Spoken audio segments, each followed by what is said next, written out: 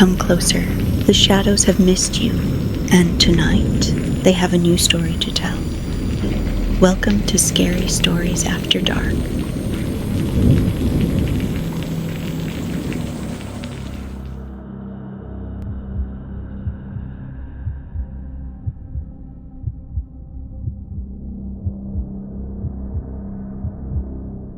A local authorities continuing the search for 23-year-old jogger Daniel Hayes, last seen near Miller's Ridge just before an unexpected storm moved through the area.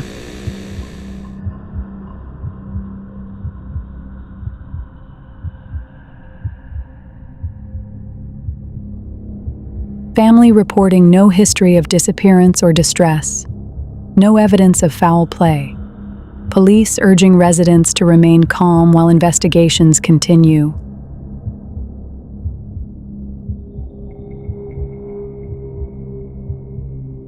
In related news, a 19-year-old college student, Avery Cole, has now also been reported missing following last night's severe thunder activity outside Serenity.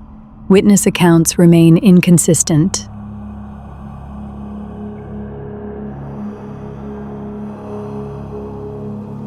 The road to Serenity felt longer than maps allowed. Colt had driven stretches of empty farmland before, miles of cornfields, sagging fences, lonely mailboxes leaning like exhausted sentries. But this road carried a strange quiet that pressed against the windshield like a held breath. No birds, no wind through the corn. Just the steady hum of tires over gravel and the faint metallic taste settling at the back of his tongue. He rolled the window down anyway. Habit. Confirmation. The air smelled like rain that hadn't arrived yet. The radio crackled, dissolving briefly into static before a woman's voice fought its way through. Colt kept his eyes on the road. Unexpected storms. That phrase again.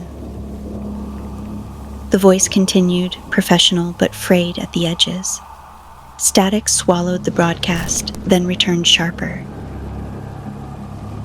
Colt felt his jaw tighten.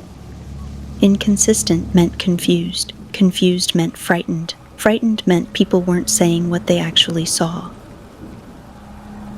The sky ahead was overcast, but wrong in a way he couldn't name. The clouds hung too low, dense without movement, like something heavy resting just beyond visibility. He slowed slightly. The pressure in the air thickened, subtle but unmistakable, the kind that made skin prickle before lightning ever showed itself. Yet there was no wind, no distant thunder. Just quiet. His headlights flickered once. Colt glanced upward instinctively, squinting through the windshield. The cloud cover shifted, not drifting, not forming, just rearranging. A faint ripple across the sky like muscle beneath skin. He blinked. Nothing.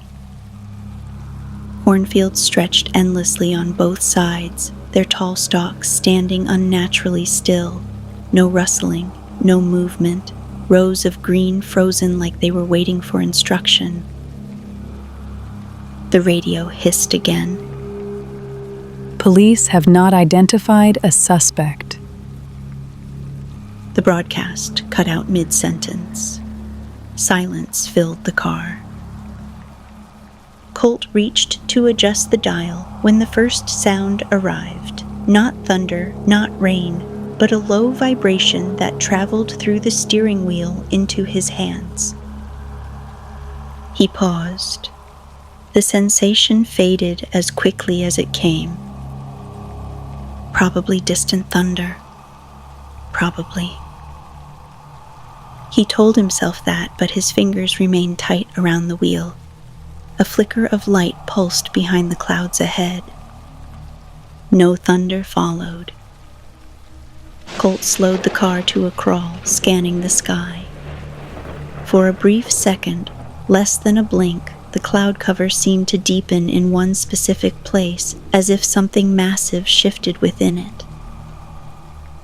A shape trying to exist. Then the moment passed. The sky returned to dull gray, empty and unreadable. Colt exhaled slowly, unaware he'd been holding his breath. The sign for Serenity, Pop 2941, emerged from the fogged roadside ahead, its paint peeling beneath years of weather that suddenly felt less ordinary. As he passed it, the pressure in the air eased just enough to be noticeable. Behind him, somewhere beyond the road he'd traveled, thunder finally rolled, but it sounded distant, late. Like it belonged to a storm that had already made its decision.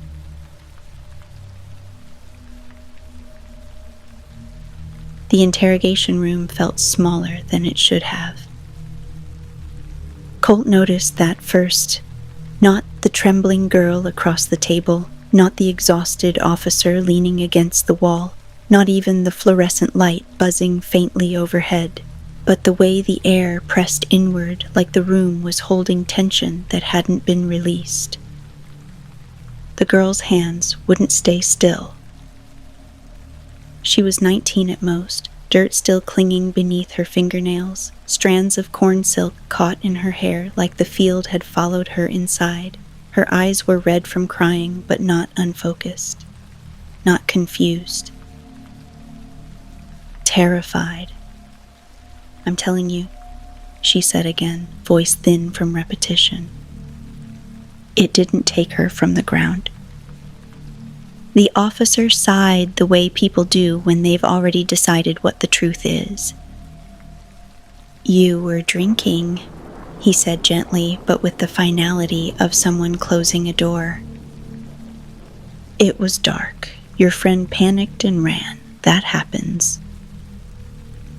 Sarah's breath hitched, frustration cracking through the fear. "She didn't run." Silence lingered between the words. Colt leaned back in his chair, watching the tiny details people missed when they stopped listening. The way Sarah's shoulders flinched at distant hallway noise, the way her gaze kept drifting upward toward the ceiling without realizing it. Like she expected something above her. "What did you see?" Colt asked quietly. Not accusing, not reassuring, just asking. Sarah swallowed. The air went quiet first, she said. Like the whole field stopped breathing, and then there was this light, but it didn't come from the sky. It was already inside the clouds.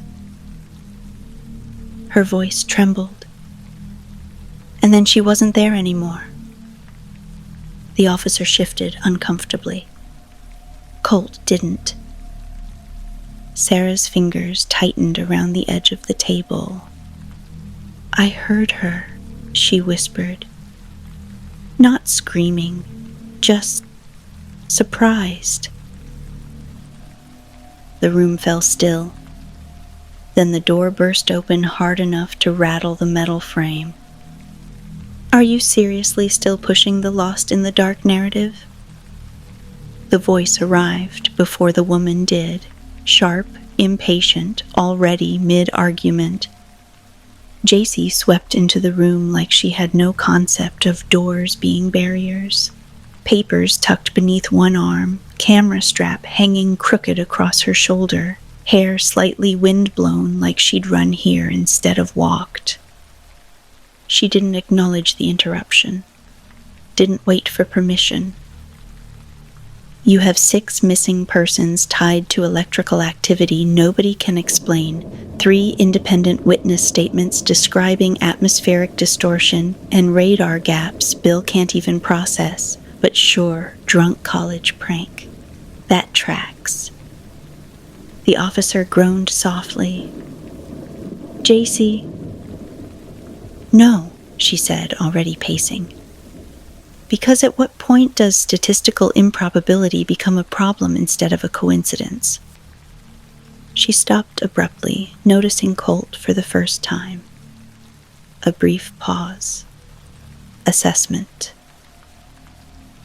"You're the detective," she said, not asking. Colt studied her the way he studied storm clouds, waiting to see if there was structure beneath the movement. "Private," he replied. JC nodded once, satisfied. "Good. Then you're the only person in this building currently allowed to consider the possibility that something is very wrong." Sarah's gaze lifted, fragile hope flickering for the first time. Outside, thunder rolled faintly through clear skies. No one in the room commented on it, but Colt felt the vibration travel up through the floor, settling uncomfortably in his chest. JC tilted her head slightly, listening to something no one else seemed to notice. "Yeah," she murmured under her breath. "That."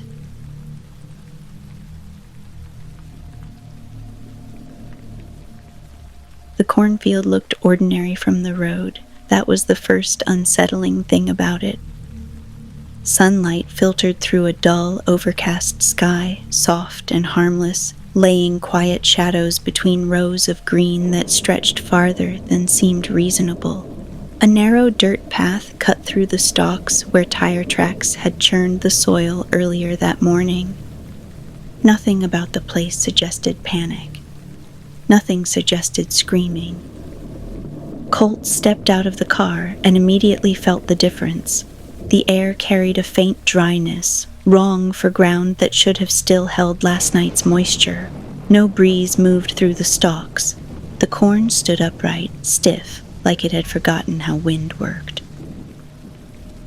JC closed the passenger door harder than necessary, eyes already scanning the field with restless focus. "This is where they were parked," she said, gesturing toward the empty clearing ahead. Music, trucks, cheap lights, the whole rural college survival kit. Her tone was casual, but the tension underneath it hummed like static. Colt walked forward slowly, boots sinking into soil that felt packed in uneven patches. Soft in some places, unnaturally firm in others, like pressure had been applied and then lifted without leaving clear impact. A phone lay near the edge of the clearing, screen cracked, still recording. Static hissed softly from the speaker.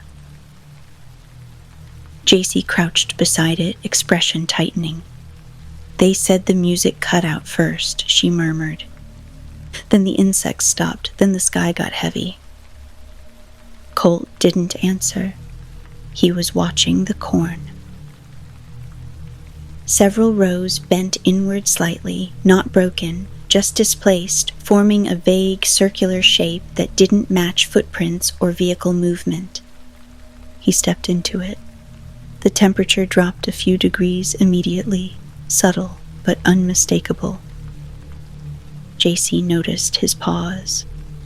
"You feel that too?" Colt nodded once. A single shoe rested deeper in the circle, laces half untied, heel pressed into the dirt as if its owner had pivoted suddenly before losing contact with the ground altogether. No drag marks, no sign of struggle, just interruption. JC's voice softened. "They said one of them vanished without a sound." Colt crouched, fingertips hovering just above the soil before touching it. Cold. Not damp. Not warm from sunlight. Just cold, like shade that shouldn't exist. A distant rumble rolled across the sky. Both of them looked up instinctively. Gray clouds drifted lazily overhead, too thin to hold thunder, too scattered to threaten rain. The sound came anyway. Late. Directionless. JC exhaled slowly, arms folding across herself as if resisting the urge to shiver. "I hate that," she said. "Thunder that doesn't belong to anything." Colt stood, gaze still lifted. For a fraction of a second, the cloud cover above them seemed to ripple inward, a subtle folding movement like something large adjusting position behind fabric. He blinked. The sky returned to stillness. Behind them, the static from the abandoned phone grew louder, briefly distorting into something that almost resembled overlapping whispers before dissolving back into noise. JC didn't move toward it. Neither did Colt. The quiet in the field felt heavier now, not empty, but waiting. JC finally spoke, voice barely above the corn brushing against itself without wind. "You ever get the feeling a place remembers what happened to it?" Colt kept watching the sky. "Yes," he said quietly. Another rumble passed overhead. "Closer this time."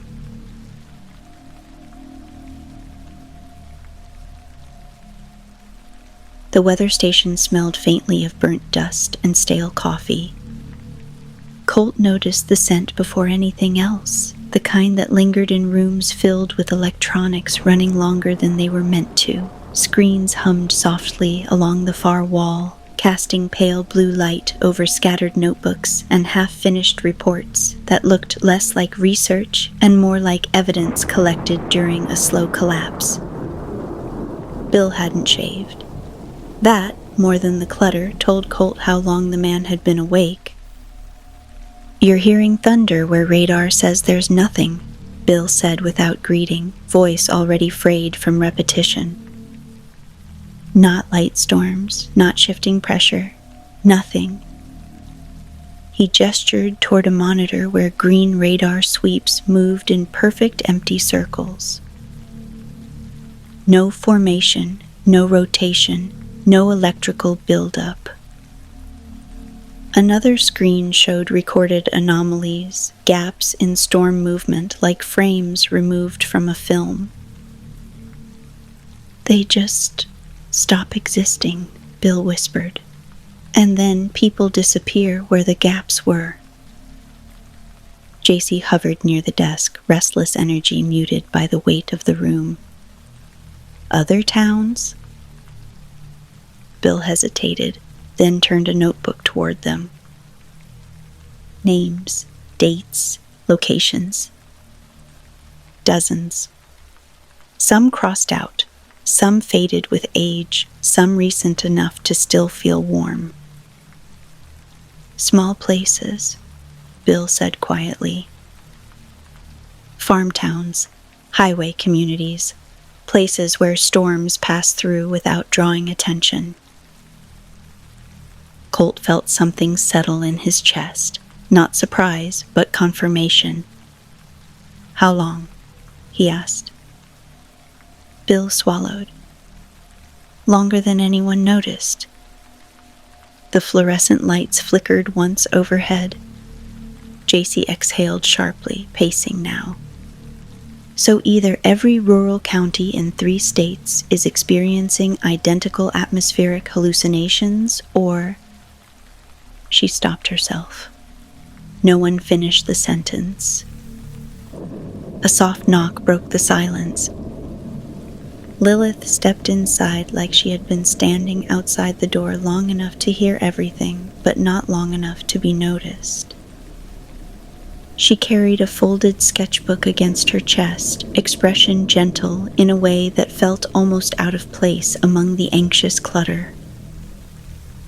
"I hope I'm not interrupting," she said softly. JC shook her head immediately. "You're the artist staying on Main Street, right? The storm painter?"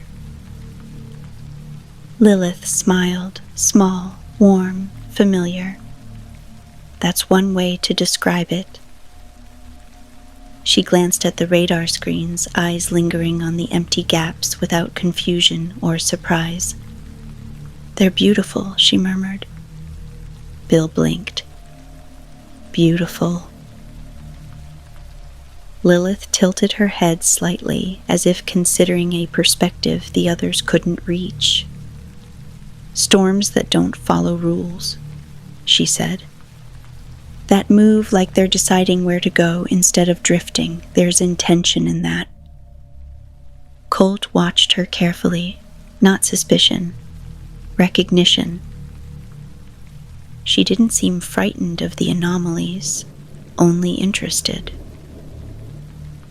JC crossed her arms. "People are disappearing inside those beautiful gaps." Lilith's gaze softened, sympathy flickering across her features so naturally it felt impossible to question.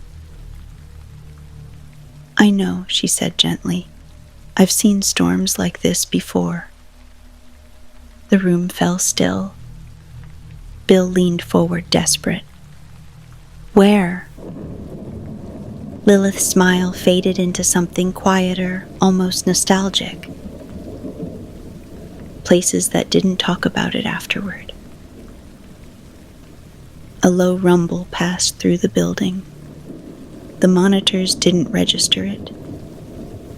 Bill stared at the radar, hands trembling slightly over controls that insisted the sky above them was calm.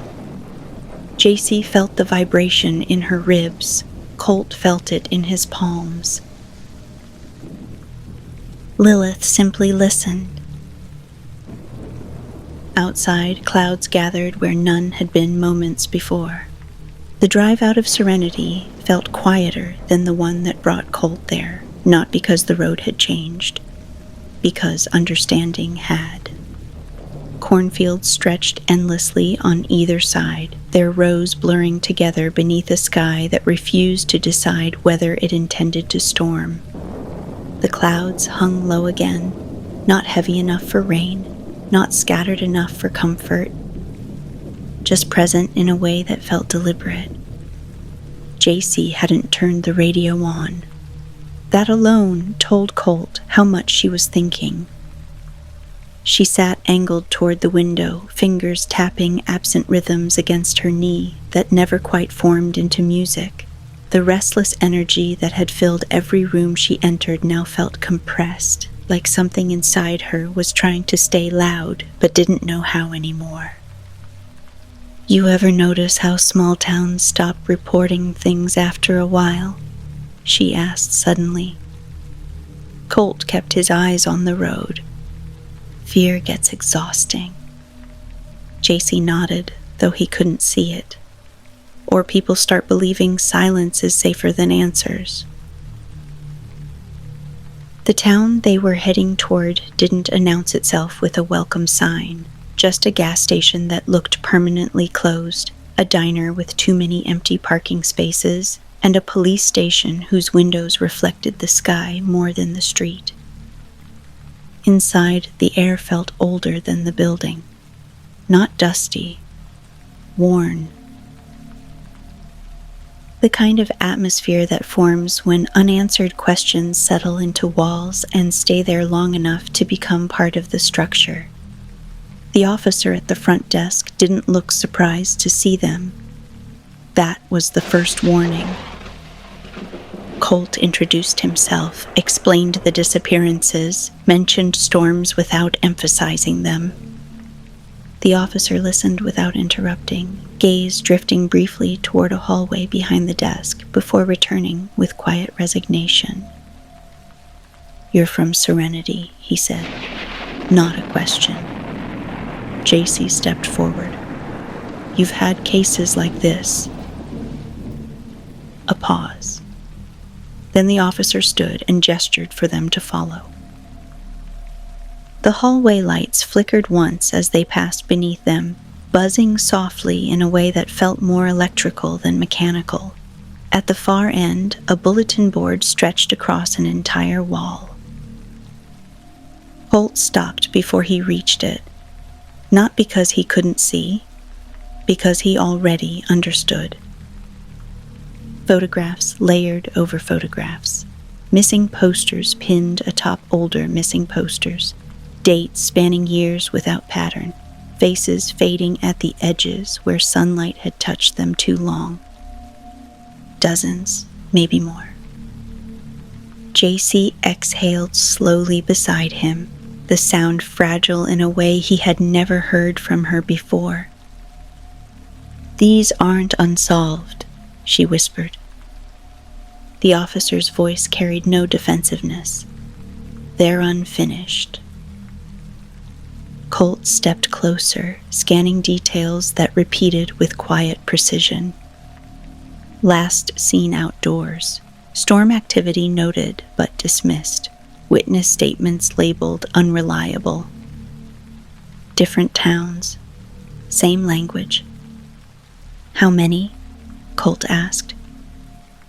The officer didn't answer immediately. "Enough that we stopped expecting explanations," he said finally. "Not enough that anyone believed us when we tried." JC's gaze lingered on one photograph longer than the others, a young woman smiling beneath a sky that looked painfully ordinary. "They thought it was local," she murmured. "Like we did." The officer shook his head once, slow and certain. "It's never local." A distant rumble passed through the building. No one looked at the windows. Colt felt the vibration settle into his palms anyway. Behind him, the posters rustled softly despite the still air, edges lifting just enough to suggest movement that didn't belong to ventilation or footsteps. Like something passing outside the building that affected the space without entering it.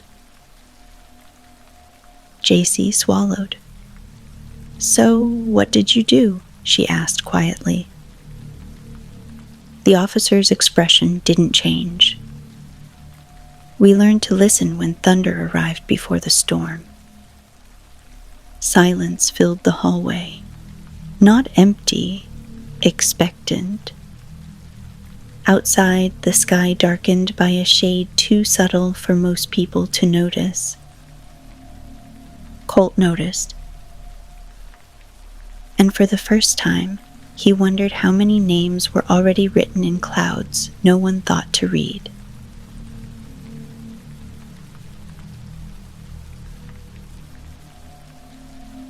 The drive back felt shorter. Not because the distance had changed, because silence had settled into the car in a way that didn't invite conversation, the kind of quiet that forms when two people reach the same conclusion but aren't ready to say it aloud. JC kept watching the sky through the windshield. Even when there was nothing there to justify the attention, the clouds were thin now, stretched like faded bruises across pale blue, harmless in appearance yet impossible to trust. Colt felt the storm before he saw any sign of it, a faint pressure in his palms. Subtle, persistent. He tightened his grip on the steering wheel without realizing why. "You thinking about the posters?" JC asked softly. "Yes." She nodded, gaze still upward. "Me too." A distant rumble drifted across the horizon, quiet enough to be mistaken for passing trucks, but steady in a way that felt intentional rather than environmental. No lightning followed. JC exhaled slowly. "I hate thunder without weather. It feels like something practicing." Colt didn't disagree. By the time they reached Serenity, the air carried that same faint dryness Colt had noticed in the cornfield. The absence of moisture where moisture should exist, like the atmosphere itself had been quietly removed and replaced with something thinner. Sarah was sitting on the steps outside the station when they arrived. She wasn't crying. That was worse. Her eyes lifted toward them with a stillness that didn't belong to relief or exhaustion, just a quiet certainty that something inside her had shifted beyond reassurance. I heard her again, Sarah said before either of them spoke. JC moved closer immediately. Heard who? My friend. The words came without hesitation. Sarah's fingers twisted together in her lap, not in panic, but in confusion that felt deeper than fear. It wasn't screaming, she whispered. It sounded like distance, like when someone calls your name from another room, but you can't find the doorway. A low vibration rolled through the air. Colt felt it in his chest. Sarah felt it in her throat. She swallowed hard, eyes lifting instinctively toward the sky, the way someone might look toward a voice they recognized. There, she said, breath catching. That's where it comes from. JC followed her gaze. Nothing but pale clouds drifting without purpose, yet the sound lingered, not thunder, not wind. Just layered noise carrying faint tonal shifts that almost resembled speech if the mind strained hard enough to interpret it. Sarah's voice trembled. She wasn't scared. JC blinked. What? She was surprised, Sarah whispered, like she didn't understand what was happening yet. The rumble deepened briefly, then faded. Sarah pressed her palm against her ear as if trying to hold on to something already disappearing. I don't think they're gone, she said. The words settled heavily between them. Colt didn't dismiss the statement, didn't reassure her, because the same thought had already begun forming in his mind, unwelcome and impossible, yet increasingly difficult to reject. Above them, a cloud shifted slightly, folding inward for a fraction of a second before smoothing back into harmless shapes. JC felt goosebumps rise across her arms despite the warmth of the afternoon. Sarah's eyes remained fixed on the sky. I think they're still trying to come back, she whispered. A faint ripple passed through the clouds. Not downward, not aggressive, just movement, like fingers testing the shape of air. Colt felt the pressure in his palms return, stronger now, a quiet echo of something he couldn't name. And for the first time, he wondered if storms weren't meant to be watched, but listened to.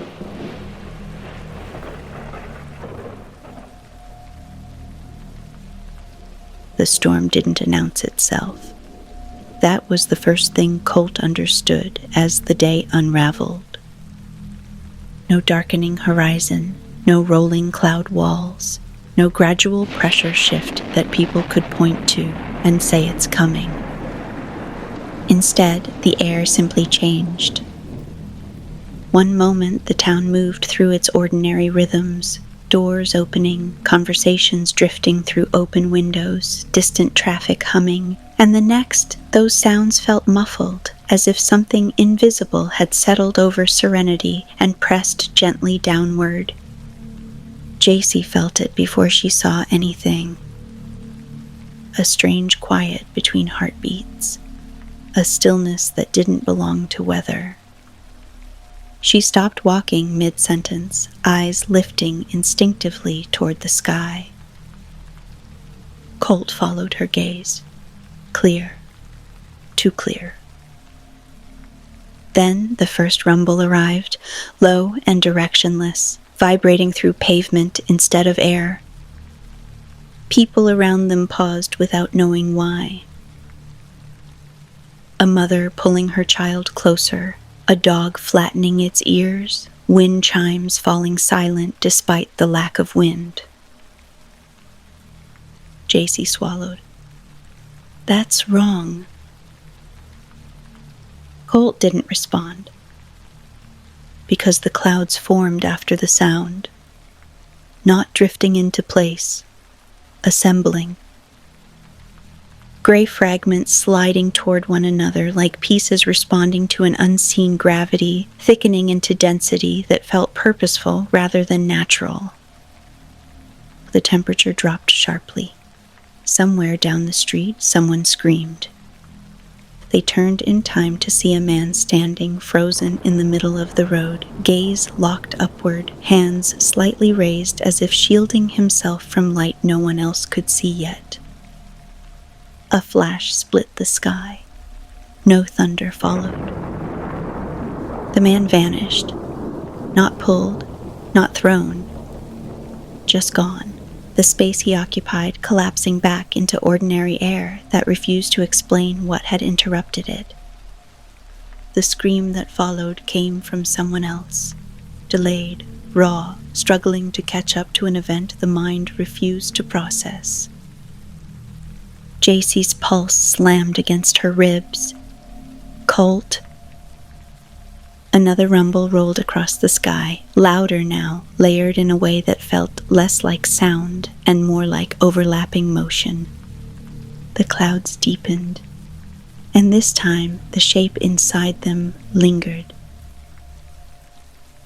A vast distortion pressing downward, barely visible unless lightning traced its outline, claw-like fingers forming slowly from condensed vapor, too long, too deliberate to belong to imagination. JC felt nausea climb her throat. It's choosing, she whispered. The air tightened. Colt felt the pressure in his palm surge, sharp enough to make him flinch, as the cloud mass shifted again, hesitation rippling through its movement like uncertainty or recognition. For a moment, the forming hand hovered above the street without descending, waiting. JC's breath caught. Why isn't it? The shape dissolved abruptly, scattering into harmless gray as thunder finally arrived, late, misplaced, like an afterthought. The sky returned to quiet. People stood frozen, staring upward at nothing. The absence felt louder than the event itself. JC exhaled shakily. It stopped.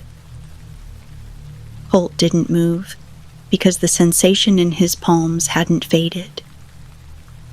It felt like a memory rather than pain, a quiet echo of contact that hadn't happened yet but somehow already existed. Across the street, Lilith stood watching the sky with an expression that looked almost peaceful. She didn't seem startled, didn't appear relieved when the clouds dispersed. Just attentive, like someone listening to music only they could hear. JC noticed her a moment later. Their eyes met briefly. Lilith offered a small, sympathetic smile. You feel it too, she said gently, stepping closer. JC blinked. Feel what? Lilith tilted her head slightly, gaze drifting upward as the last fragments of cloud unraveled. The way storms hesitate when they're deciding what matters. A faint rumble passed overhead again, softer now, distant, like something moving away rather than approaching.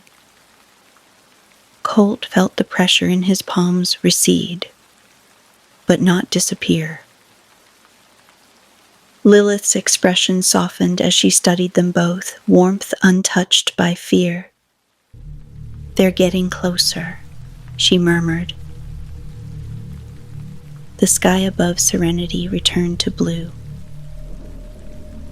but none of them looked reassured.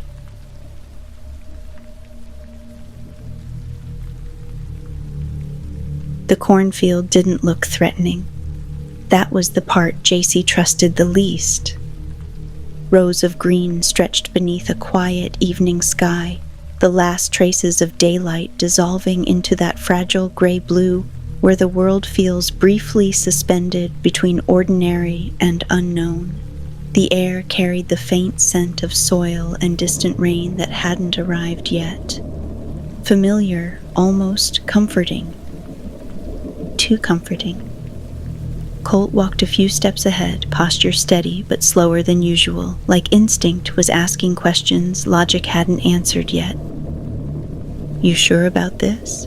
JC asked softly. Colt didn't turn back. "No." That was honest enough.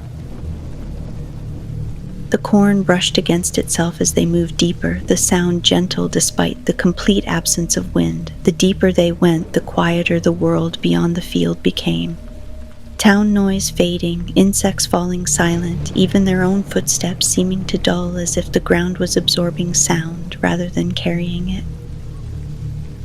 JC felt the pressure first, a faint tightening behind her eyes, the metallic taste returning, static prickling across her skin without visible electricity. She stopped walking. "Colt." He turned immediately, reading the shift in her voice before she could explain it. The air felt heavier now, not storm heavy, not humid, just dense, like breathing through something unseen. A low rumble rolled across the sky. No clouds yet. JC's heart stuttered. That's not right. The temperature dropped abruptly. The clouds formed faster this time, not drifting inward but collapsing into existence directly above them, gray thickening into depth with an unnatural precision that felt less like weather and more like arrival. Colt's palms burned. He clenched his fists instinctively, breath hitching as the sensation intensified. Not pain, not quite, just pressure that felt like recognition traveling through nerve endings. A voice drifted between the rows behind them. Soft, familiar. "I was hoping you'd come back." JC turned. Lilith stood several yards away, half-shadowed by the corn, her presence calm in a way that felt almost cruel against the tightening atmosphere. She didn't look threatening. She looked relieved. "You shouldn't be here," JC said, though the words lacked conviction. Lilith smiled gently. "I've always been here." Thunder rolled overhead, immediate this time, layered and heavy, the sound vibrating through JC's ribs like a second heartbeat trying to override her own. The clouds above them deepened. JC followed Lilith's gaze upward and felt something inside her chest fracture as the sky shifted. Not forming storm shapes, not moving randomly, but folding inward around a massive distortion, pressing downward from within. A hand. Vast, impossible, half-formed from lightning-veined vapor, fingers stretching slowly as if relearning movement after existing too long without shape. JC's breath left her. "Lilith, what is that?" Lilith's expression softened with something almost like affection. "Home," she whispered. The words settled heavier than the thunder. Colt stepped forward despite the pressure screaming through his palms. "You knew." Lilith didn't deny it.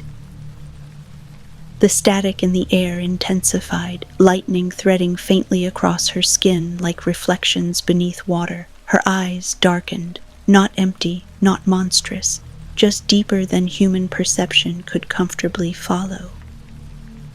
"I don't make the storms," she said gently. "I listen to them." The sky answered.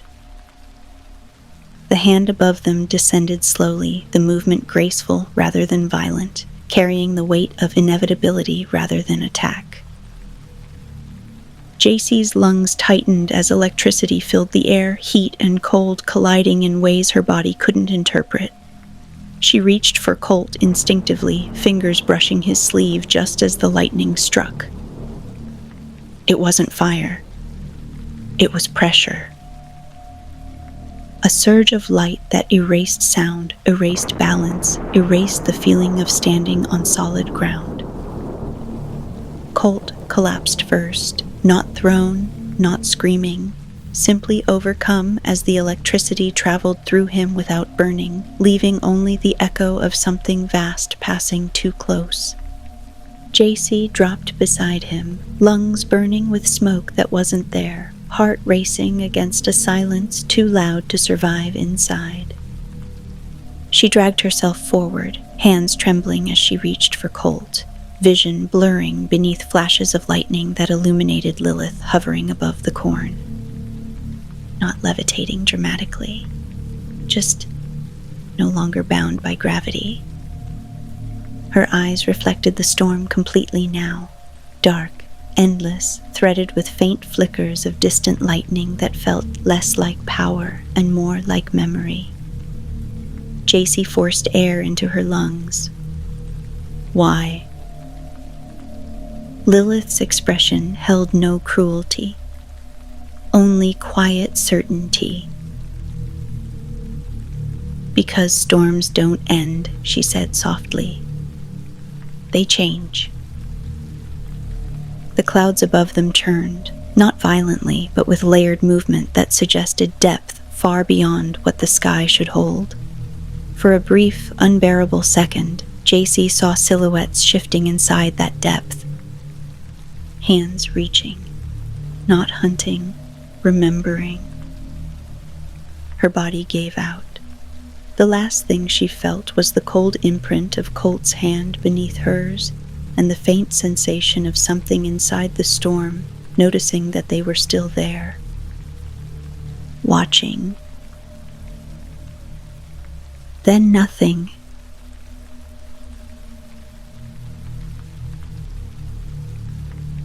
JC woke to the sound of ordinary noise. A passing car, a distant conversation, the soft hum of fluorescent lights. For a moment, confusion felt comforting, because confusion meant normalcy.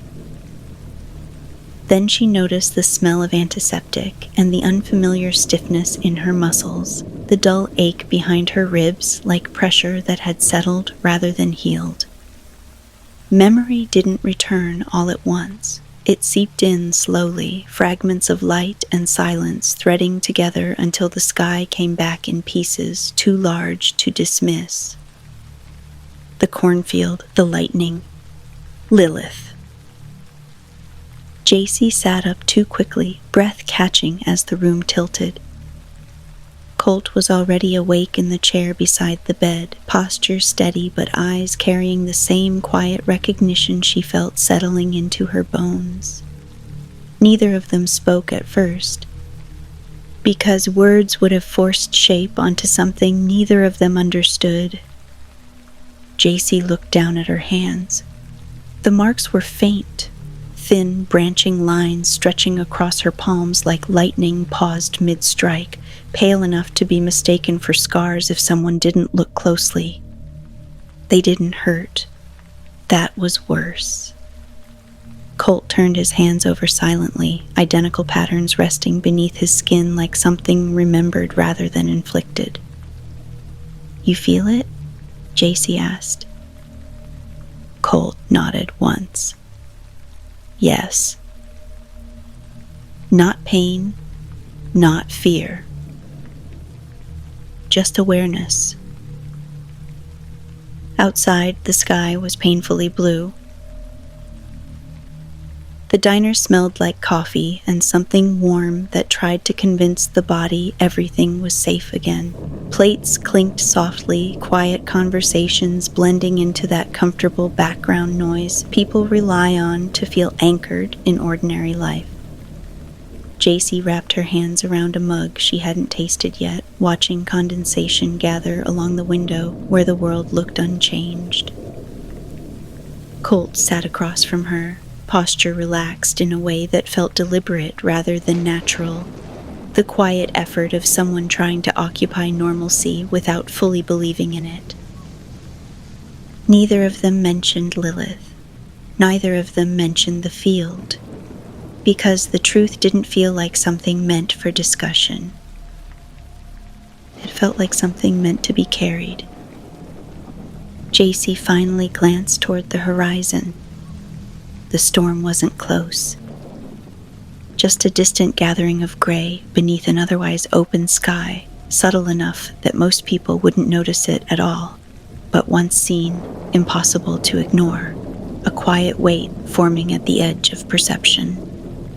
She felt the pressure in her palms before the thunder arrived. Soft, familiar. Colt noticed her stillness. You see it, not a question. JC nodded, fingers tightening slightly around the mug. It doesn't feel angry, she said quietly. Colt followed her gaze. No. That was the unsettling part. The storm wasn't threatening. It was existing. And now they understood what existence meant. A faint rumble rolled across the horizon, distant enough to be mistaken for weather, close enough that JC felt the vibration settle gently into her chest, like a memory returning rather than a warning arriving. She watched the clouds shift, a subtle folding movement that most people would dismiss as imagination. But she knew better now. They're still there, she whispered. Colt didn't ask who, because he knew.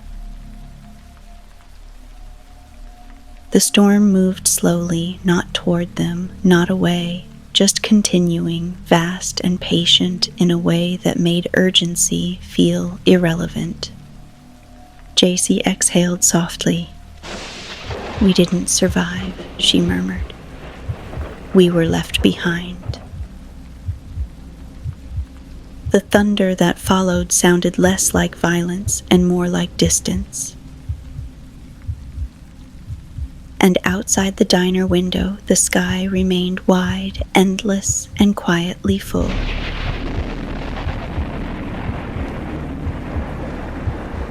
I used to love storms. They felt dramatic, temporary, like something loud that arrived, shook the world for a while, and then passed so people could breathe again. Now, I understand they never pass. They just move. Sometimes I feel them before anyone else does. A pressure in my palms, a silence that arrives where sound should be, a strange awareness that the sky isn't empty even when it looks harmless. Colt doesn't talk about it much. We pretend normal in small ways. Coffee, work, conversations that don't drift upward. But every now and then, thunder arrives too early. And I remember the field. I remember the way the clouds moved like they were thinking, the way the lightning didn't hurt, it recognized, the way absence didn't feel like death. People ask if I'm afraid of storms now. I don't know how to answer that.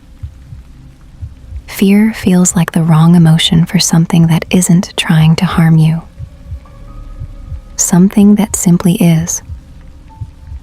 Sometimes, when the sky is quiet, I think I hear voices layered beneath the thunder, not trapped, not screaming, just distant, like people calling from somewhere that doesn't belong to roads or rooms anymore. I don't look up as often as I used to.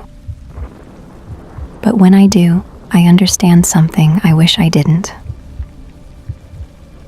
The sky isn't watching us. we're just living beneath something vast enough to forget we were ever separate from it. And somewhere out there, storms are still forming. Not angry, not cruel, just waiting for the air to remember them.